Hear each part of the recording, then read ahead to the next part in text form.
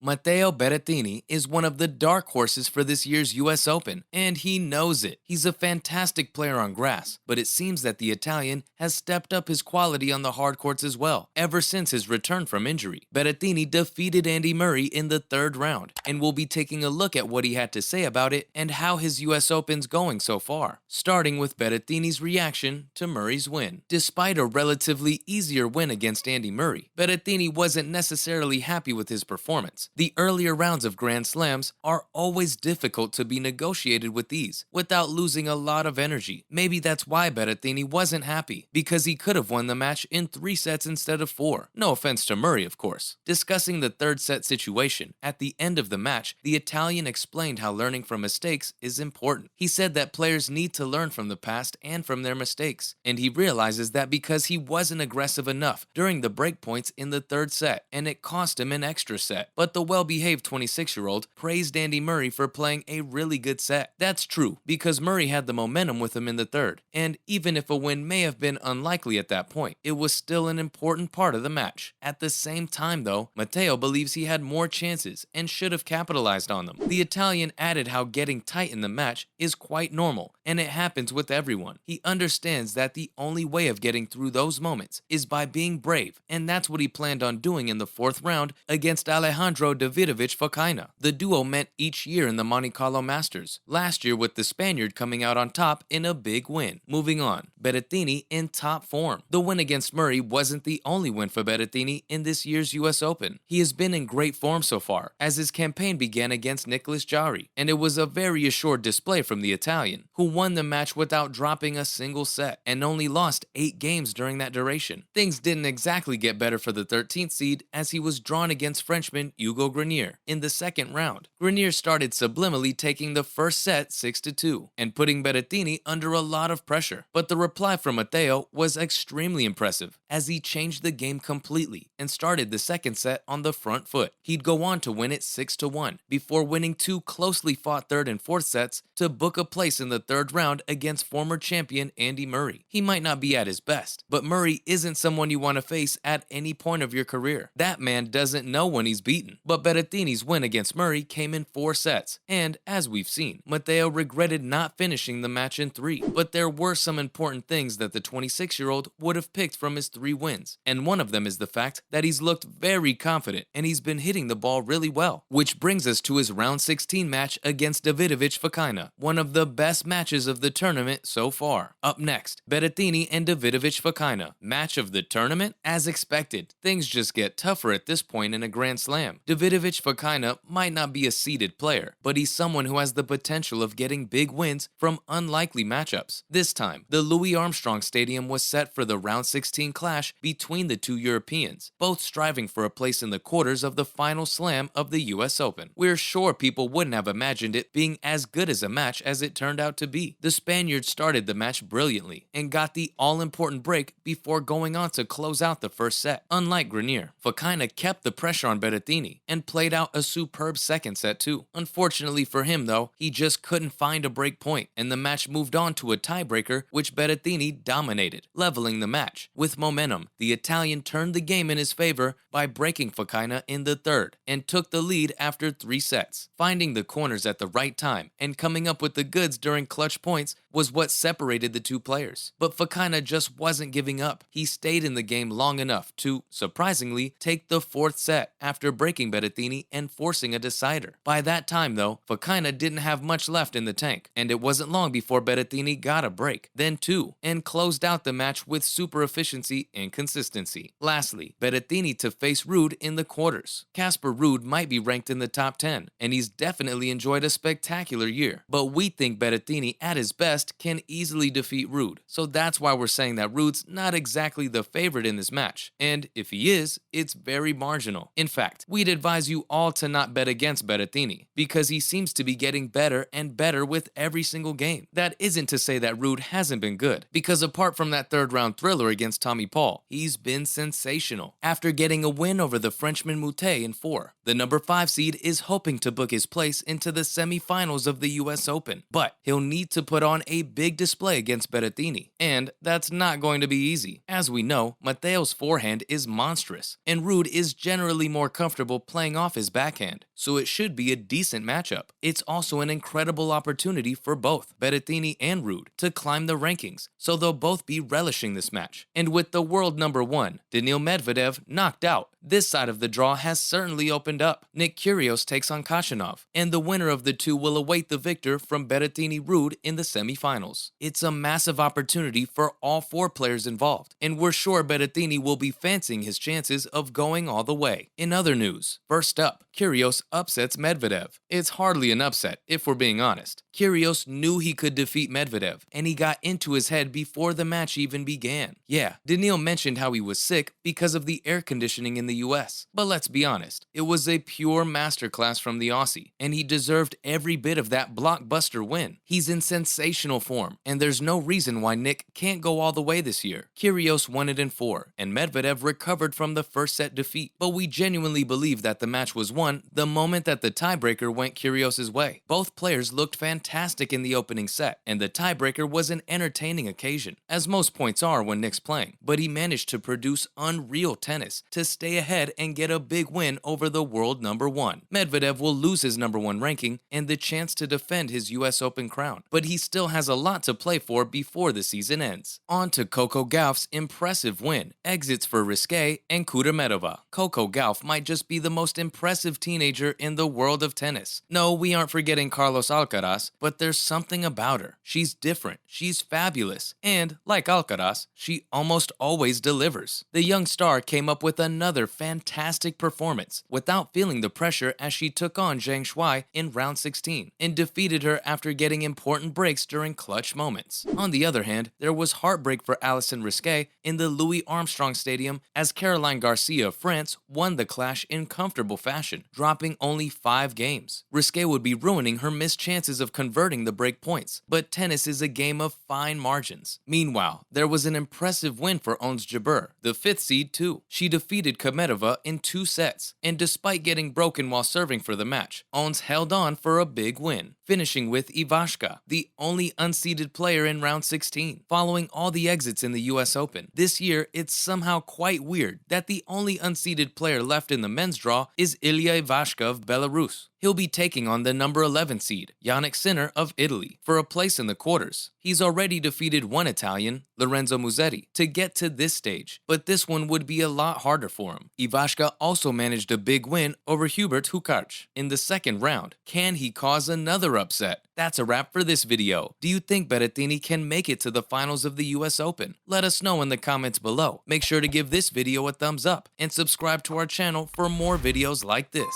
See you in the next one.